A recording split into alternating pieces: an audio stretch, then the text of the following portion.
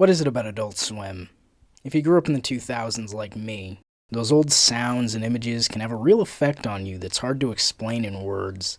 It's that, I don't know, that thing. That magic. Maybe I'm not being clear. It's that...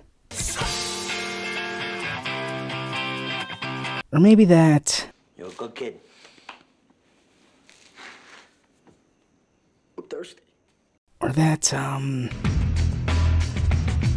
Or...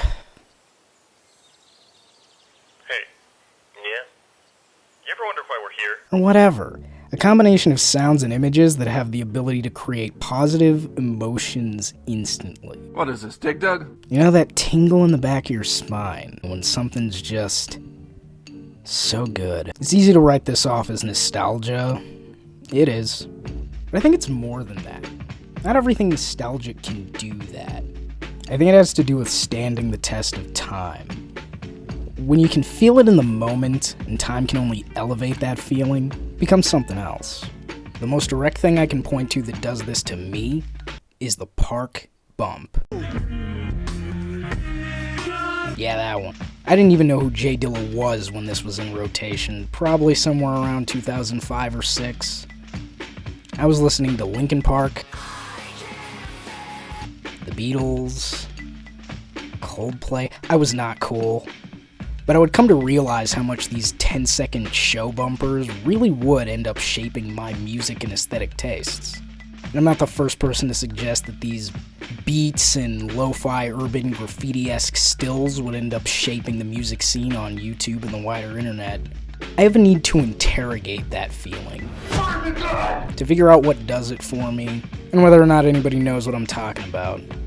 And if I'm gonna do that, I wanna do it by the pool.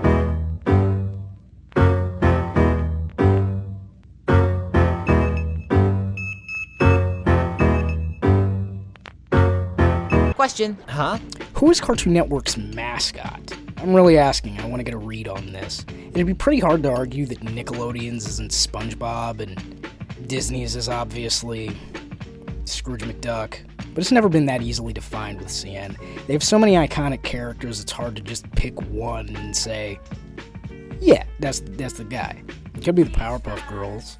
They've never not been popular, but that could just as easily be said about Dexter or Courage.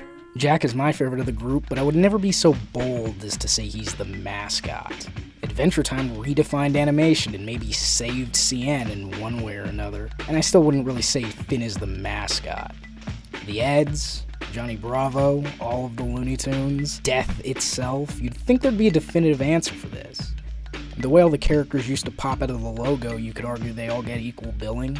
But that's quitter talk, because I think there's only ever been one answer. Someone who's been there since the very beginning, lingering more and more in the background, even if you never quite noticed him. Like a ghost. Yeah, you get it. Disney's Mickey, Nick is SpongeBob, and no matter how many characters they make, CN is Space Ghost. Oh, and if you're gonna say that Space Ghost is Adult Swim's mascot and CN would have to have a different one, that's just ridiculous, because Adult Swim's mascot has always been white text, the lifeguard, Alright, attention swimmers. and owls.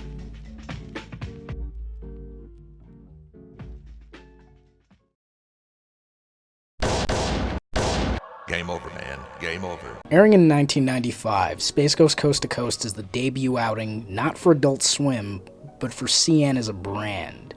When the only other thing on the network was Grape Ape reruns, this was it. If this show didn't work, who knows what their content would have ended up looking like. Created by Mike Lazo, C. Martin Croker, and a lot of other people I don't need to mention because of the Great Man Theory, the show wasn't officially a part of Adult Swim until 2001, and from there would run in various forms as late as 2014. The last year anything was allowed to be good. George Lowe plays the eponymous Ghost, a washed-up hack fraud 60s superhero. Baltar, damage report.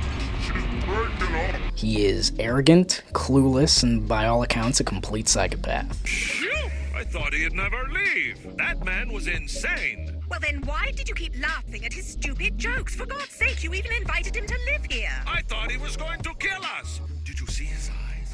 The emptiness.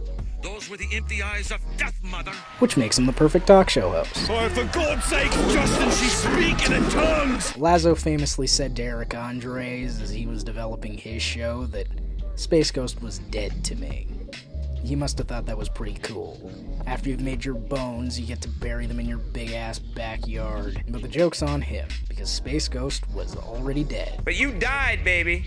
You gotta get down with that. No! Face it, Space Ghost! Famously rescued from Hanna-Barbera's back catalog, so sub-Herculoids level popularity, Space Ghost was resurrected from a cold space grave to do only slightly less goofy shit than he was already doing. I hope you like your lunch with plenty of hot sauce.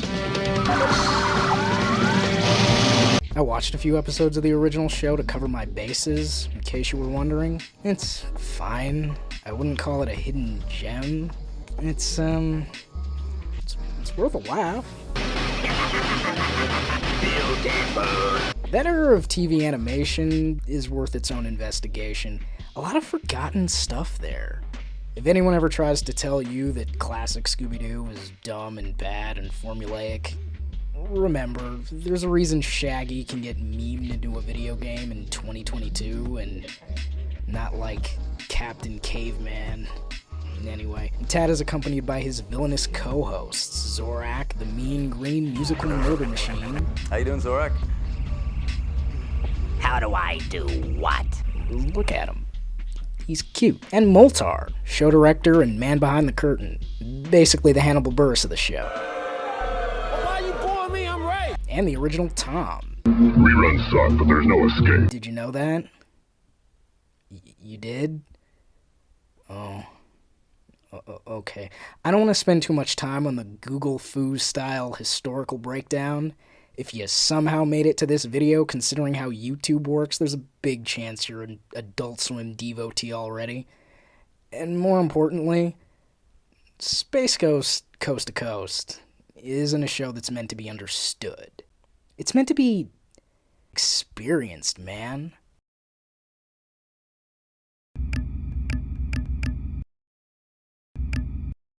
Alright, what do you want to do? Space Ghost Coast to Coast, or SGCC, as I'll probably call it because it's long, is kind of a talk show. But that's like saying Rick and Morty is kind of a parody of Back to the Future. It's true, but it's not right. As the show goes on, guests become more of a springboard for whatever bit of absurd, almost stream of consciousness dialogue they felt like writing that day. Of course, in the early episodes, when you could tell they were still just figuring out what this show even was, its greatest strength was in just how game the guests were. They cut the actual interview up into whatever form worked best for their jokes, so it's hard to know how much to blame anyone for being a bad guest on Space Ghost Coast to Coast. We'll have to scramble around and try to make this seem funny. That'll take about 3 weeks worth of work, Earth time. But you can tell that sometimes they just don't know what to say, or just trying to figure out what show they're even on. Which makes sense. No one had ever done anything like this before. So you get guys like Slash, who was too cool for it, and the interview sucks. I'm not gonna cooperate with you. I don't have to. Oh, really? But then, you have guys who are already on its wavelength. Weird Al, Jim Carrey, Bobcat, Judy Tenuta. And it's just... it's fucking beautiful. If you are watching us on other planets, I want you to know that on Earth, I am the leader. I rule. Everyone on Earth must follow me. I can eat my own weight in ding-dongs. I can turn red traffic lights green just by staring at them. No, not that close. You cannot possess me. No. Oh, I am the goddess of the galaxy. He's really a mantis. Excellent. Impersonate me. This kind of mantis? You know, when you first came on the air, I thought, this guy hasn't got a chance. And no offense. All right. And it's the little things, too. Bobcat Goldthwait asks Space Ghost what his real name is, which might not seem like much, but it's the kind of thing a lot of guests don't take it seriously enough to do, ironically. And it ends up being one of the best bits in the entire show. I agree. Wouldn't really work on the babes too much in a bar. I agree. Hi, I'm Tad. I realize that. The show has a genuinely hard time being weirder than Weird Al, and that's the episode where this happens. Enjoy.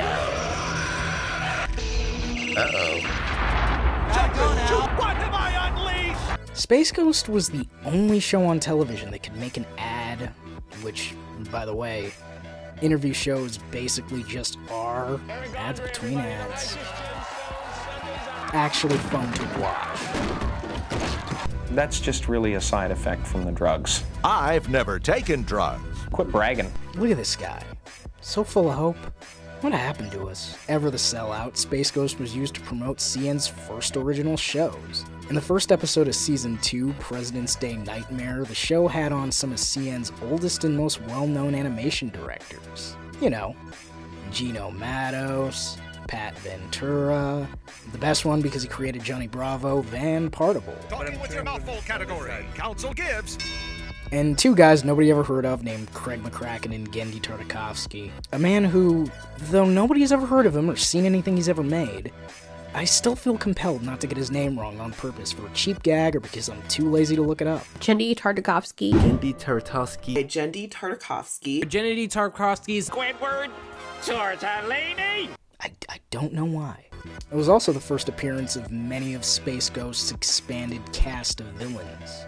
Brack is obviously the fourth wheel that kept the Space Ghost car rolling. Fans of the show will remember Tanzit. They hadn't figured out his voice yet. It's hilarious. The verbose and studious Lokar. I love Lokar. I'm pretty sure the writers just looked at Sideshow Bob and said, yeah, fuck it, just do that. Death to Lokar. Oh, please, Zorak. Your insipid habit of barking out ludicrous commands is nothing more than a blatant display of your lack of intelligence. Oh, thank you, Lokar. Black Widow and Metalos also exist. As for the guests themselves, well, they're just terrible. Are you serious? You can tell confidently talking into a camera is just not what these guys are paid for. And this was probably before they were even used to giving interviews. Well, he can just go and have his own opinion and it won't bother me at all. Although Craig does pretty well from the fact that fucking the Space Ghost always gets a laugh.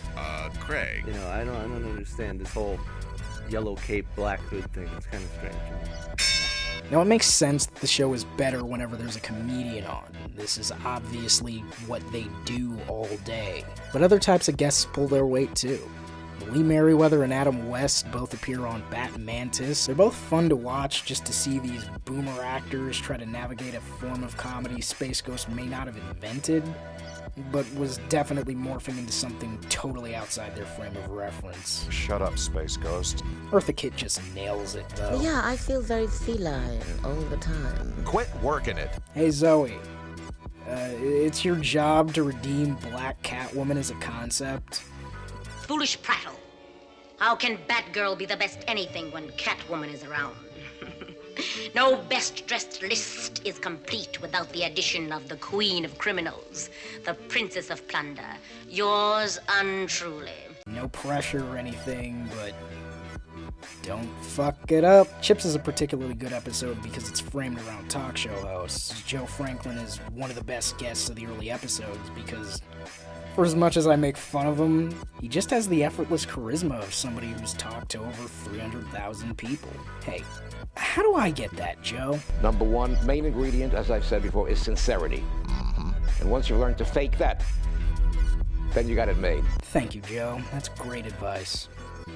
It's not gonna happen, though. Emerald, bam! Shiny Happy People guy. Some of the best guests are non-celebrities. Identify yourself, please. Steve Arnold, Peachtree Pest Control.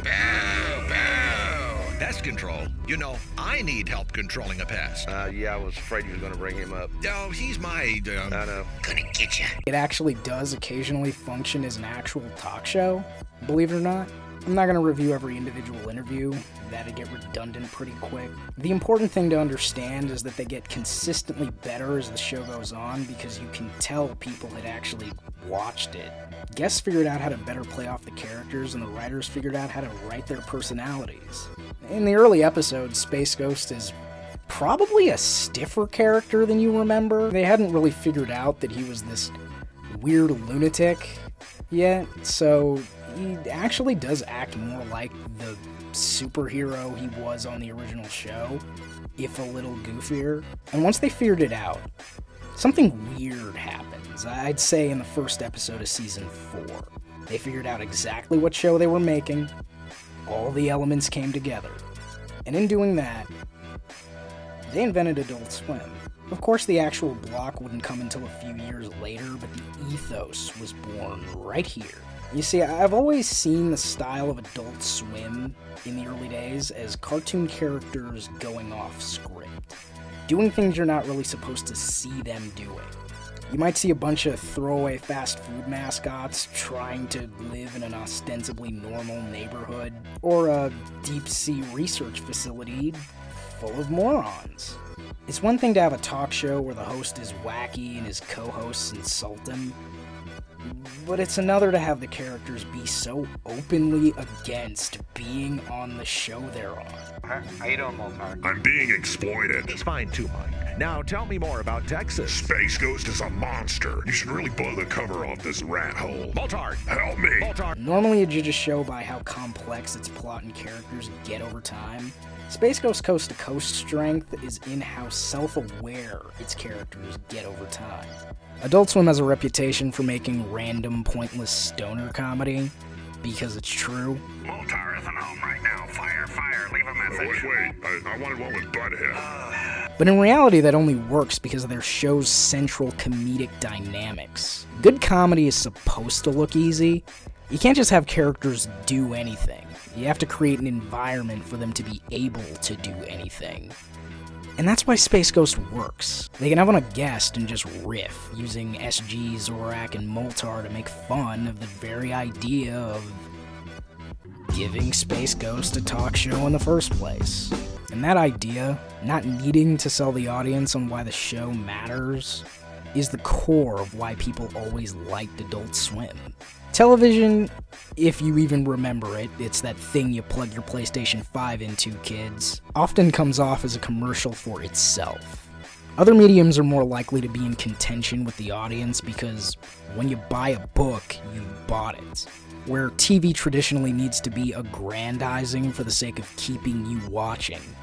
At least traditionally speaking, this did eventually change, but it led to a creative stagnation that didn't start to shift until, like, The Simpsons in the late 80s, which then led to the explosion in adult animation, which eventually leads us here.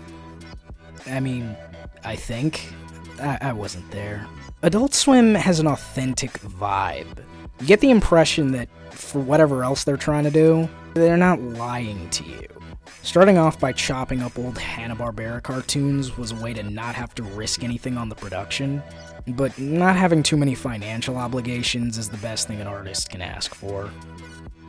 And it had the added benefit of making the whole experiment come off as fresh and irreverent, where it could otherwise just be another example of a company doing brand management. Imagine how boring it would have been if they'd just trotted out the classics and treated all these characters with some unearned respect. But I do respect this show. It has a lot of value outside of just being the first one. They were already onto something. There really is no such thing as effortlessly funny. It's a little absurd to explain a joke, which is a problem for me because that's what I'm trying to do. So instead of doing that, I'm just gonna make it easy on myself and go through some of my favorite Space Ghost Coast to Coast moments. Season 5, Episode 4, Lawsuit, is probably the best episode of the whole series. Whoa, I want in on that lawsuit.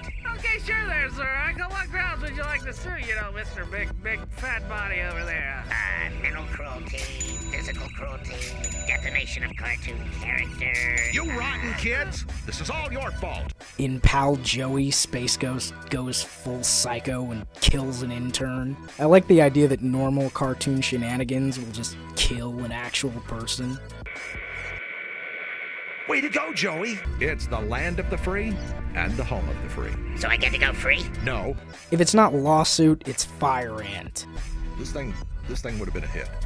It wasn't very good. I know. I only did it for 2 episodes, and it ruined my career. Yeah, me too. I couldn't get work for 5 years. So I had to steal things for money. Yeah, me too. Now look at us. They won't even animate Because us. they hate us. It's the worst show we've ever been involved in. This is probably more well-known now, but finding out that the Aqua Teens first appeared as a whack proto-version of themselves just adds to what was already a perfect setup. The last episode is notable for how not notable it is. Basically, they run out of money. No fanfare, no goodbyes. If you were looking for closure, you came to the wrong place. They do get hit by a roller coaster, though. No. We'll pass that one. Read this one instead. 2. Oh, now I get it. It's pretty good. Look, this is not nostalgia, alright? I was not technically around for Adult Swim's original lineup. I only ever saw a few of the reruns. I'm more of a mid-stage, Boondocks, Venture Brothers, Xavier, Moral Oral kind of guy. I had to come back to this show to really see it for what it was. Going into this, I was actually worried it'd just be dated and that I'd be wasting my time. It reminded me of something. You don't have any resources, you don't have any money. Good.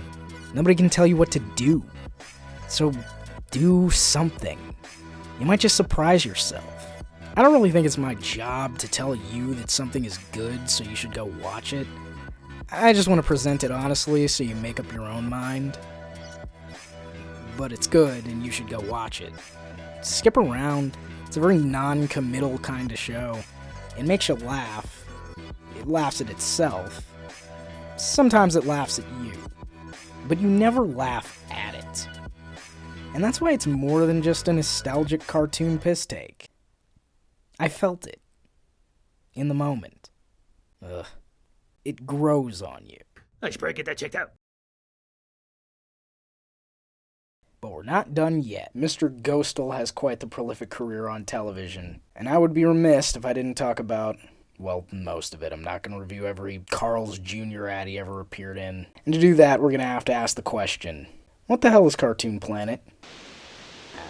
Yeah, whatever. It is the result of a company doing brand management. It's also kind of a musical variety cartoon clip show. At the time, these were Cartoon Network's most popular new characters, and I'm sure they wanted to get as much use out of them as possible. If you let it autoplay on your kid's iPad, you might be fooled into thinking it's an educational kid show, but if you actually sit down to watch it, you'll quickly realize it's more of a parody of one. Today is Aquarius. Hey, Aquarius, who do you think you are, Aquaman? Get out of the tub already. Nothing wrong with bathing every now and then, but people are starting to talk about how much time you're spending in the tub. What are you doing in there anyway? Cartoon Planet represents a completely different, mostly forgotten era for this network. Could you imagine the Nerd or Rick or fucking Master Shake doing something like this? Arrests would be made. I get the impression this was the had to do it because the first one accidentally got popular and my producer put a gun to my head show. Because I have never seen a show have actual contempt for the idea of teaching children before. How long you been living next to the power lines, girl? Actual contempt. Okay, that's not totally true. This isn't Pibby. Every now and then it'll actually attempt to teach you something, as if the staff was working off their community service hours. On Earth, the praying mantis has many nicknames. In jolly old England, we're known as soothsayers, from the Greek roots of the word mantis, meaning prophet. In the southern United States, they call us devil's rear horses, due to our tendency to rear up on our hind legs when threatened. And mule killers, from the false belief that the brown saliva that we emit will kill a mule. For some strange reason, some Earthlings call us camel crickets, although we don't know why, nor do we appreciate it very much. Is that true? Not sure if I should trust fun facts from this show. Remember when your parents would tell you that TV makes you stupid?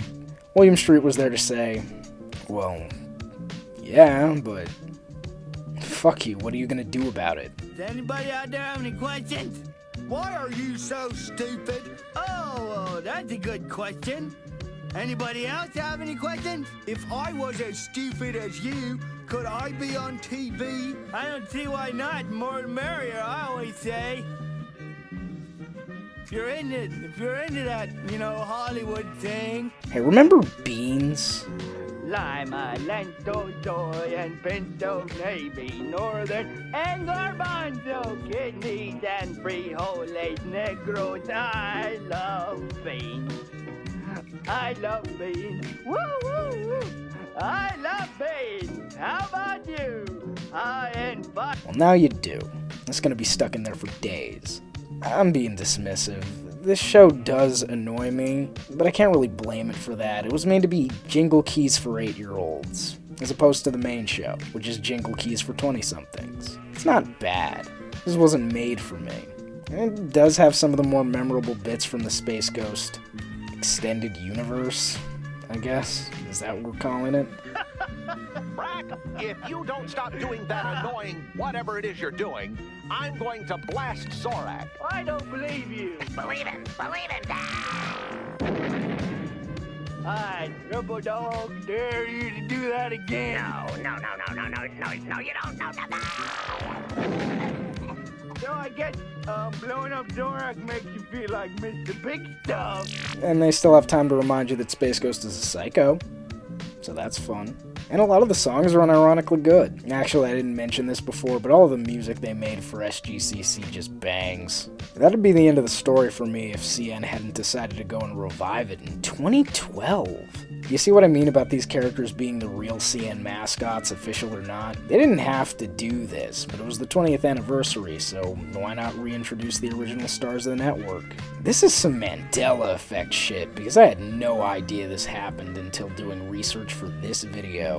I was only able to find a few of the bumps, courtesy of one Ryan Silberman. Thank you, Ryan. A lot of them seem to be lost media. Maybe they're out there somewhere, but I'm not pan pizza, so your guess is as good as mine. And you know what? It's way better. There's a few reasons for that. One, they're short. I think the format works way better in 3 to 4 minute bits than a full show, because there's already a bunch of goofy clips anyway. 2, you can tell this was already way after they'd mastered writing these characters' comedic dynamic. They reanimated it in Flash too, so it just looks nice. 3, that dynamic is now Zorak and Brack, no Ghost. It's more focused, making it feel more like the Brack show than SGCC, to be perfectly honest. But that's a whole different story. From what I can tell, it's a really nice gesture. This was around the time CN was finally starting to recover from its dark age, so it was good to see an example of them putting in the extra effort that defined them in the first place. So, yeah, I think we're good. Cartoon Planet served its purpose. It's a lower key effort all around, but that's okay. If it's not as well remembered, there's probably a reason for that. You're looking at the rarest version of a thing that was already pretty raw. But at the end of the day, you can't really complain too much about a show where Brack tells you how to pull a chick.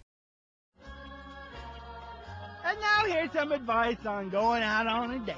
And that's it. Class dismissed. You can all go home now. One more thing. Thank you, Columbo. You really never miss a detail, do you? Thank you very much. Alright. Because nobody asked, let's talk about the Game Tap episodes. Yeah,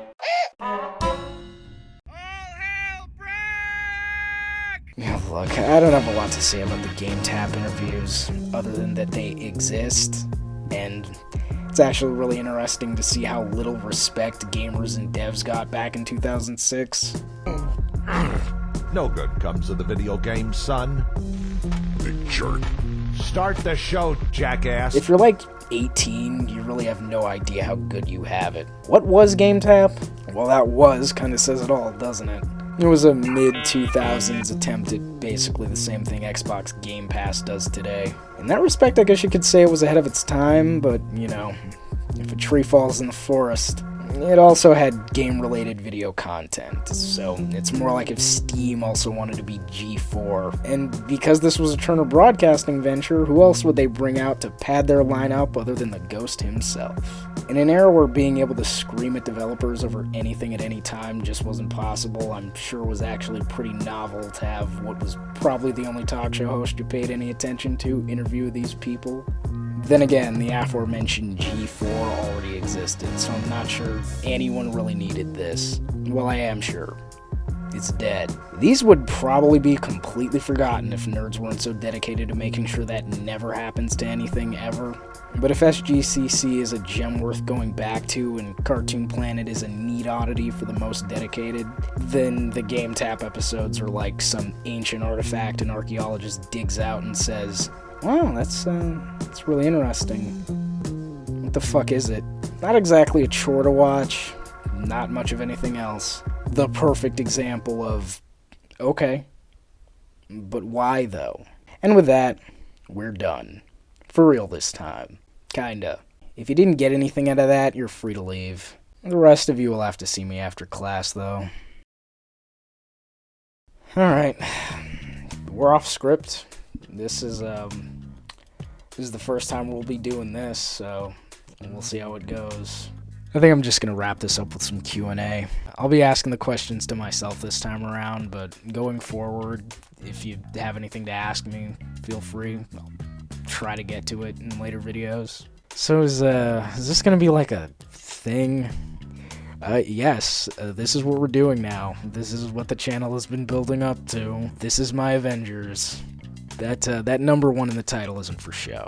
We're going to go through every Adult Swim show from here all the way up to, like, Smiling Friends. Although I'm sure by then they'll have made 500 other shows that get, like, 1 season. So we'll see. Yeah, we're going to go in order, too. I'm not going to promise it'll be, like, time slot order. But I'm not just going to jump around to whatever I feel like or whatever's popular at the time. We'll say year order for now. So which popular YouTuber are you ripping off exactly? Well, that'd be Mr. B-Tongue, along with all the guys that everybody ripped off, like Red Letter Media. There's some YMS in there, too. Fat Man Falling is a genius, and his Ruby analysis will make you want to write something better than Ruby. Why is your audio so bad? Well, keep watching, and I'll have all the more reason to fix it, along with anything else that was just wrong about this video. I wanted to create a kind of thematic bridge for this and the series going forward. I don't know if it worked, but I'm gonna roll with it for now. What was the name of that one song? It's probably in the description if YouTube didn't screw me over for it. Are you gonna do the anime? I am gonna do the anime. But keep in mind that some of these shows are the most popular and well-loved out there, and there's not necessarily any reason for me to make another video about them. I'll get to them, probably just, you know, in whatever order, whenever I feel like it. For example, I'll probably do Blood Plus long before I do Bebop or Shampoo. Nobody ever talks about that show. I like it. That being said, I'm gonna say this right now. I'm not doing Family Guy, Futurama, or King of the Hill. I don't see any reason to. I mean, those are incredibly popular shows. Yeah, I know Adult Swim had a big hand in popularizing at least 2 of them. But really, who... It's just... I don't see any need for another video about Family Guy to exist. And even if I did, I don't really think that these shows necessarily fit in with the rest of Adult Swim's canon. I mean, I guess they are pretty important to the history of their network, but more in sort of a an academic way than anything else.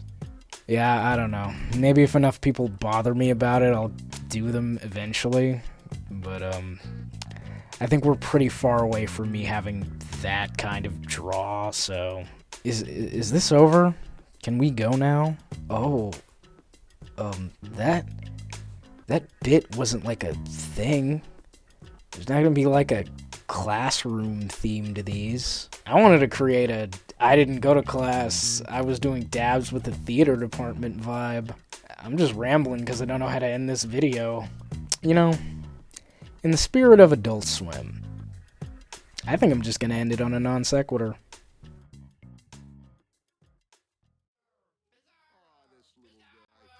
Buddy, if I had a peanut, I'd give it to you. Bizarro, I love you. Bizarro, I love you. Hey, who's got a peanut for Turtle Face?